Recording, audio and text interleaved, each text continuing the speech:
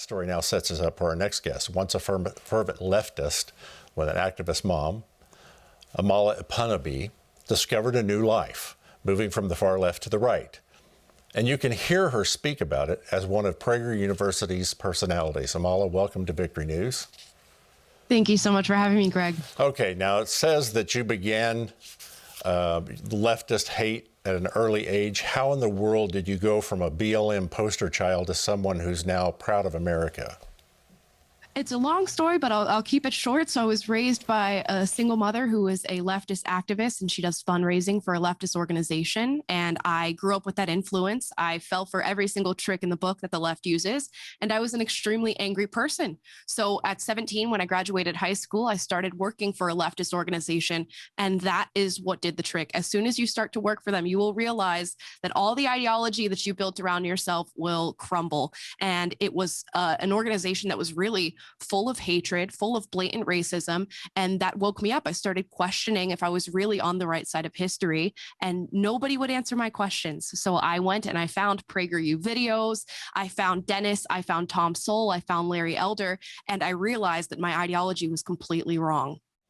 Okay, when I was young, I have white hair, I'm a lot older. When I was young, we were ending segregation in the 60s when I was in grade school. It seems nowadays what's being promoted is segregation again. Your thoughts? Oh, exactly. Yes, they are selling segregation to us as if it is somehow a positive facet of our society by keeping Black people in one corner, keeping white people in the other corner. Because now, as a white man, I'm sure you've heard this, you're the villain in today's time. And it's an unfortunate thing because we managed as a country to dig ourselves out of segregation, out of systemic racism. And now the left would have us crawl right back into that hole. Okay, I've got nieces, nephews that have gone to college and some that are in college, and we'll begin to talk about things, and they'll even say to me, Uncle Greg, you're a racist. And I would say, I'm not a racist. Finally, I just said, okay, I'm a racist. Now can we have a conversation? How do we have conversations with your generation?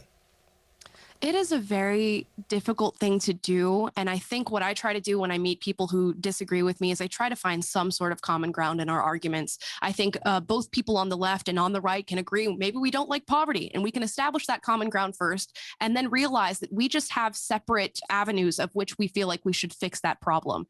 And that is my key, is just try to find common ground somewhere. And some conservative on the internet found common ground with me, and I was able to wake up. And I think if I was able to wake up and realize that I was wrong, anybody can get there. Amala, you're with Prager University. I encourage people watch Prager University, but you also have a podcast. How can people connect with you and watch you? You can find me on any social platform, Instagram, Twitter, TikTok, the worst place on the internet. And you can also find all of my content at prageru.com, as well as on all PragerU platforms. Amala Ekpunobi, thank you so very much. You're welcome here anytime. God bless you for what you're doing, and you give us a little bit of hope that America's going to be okay. Thank you very much. I'm glad to be that person. Thank you. You're so welcome.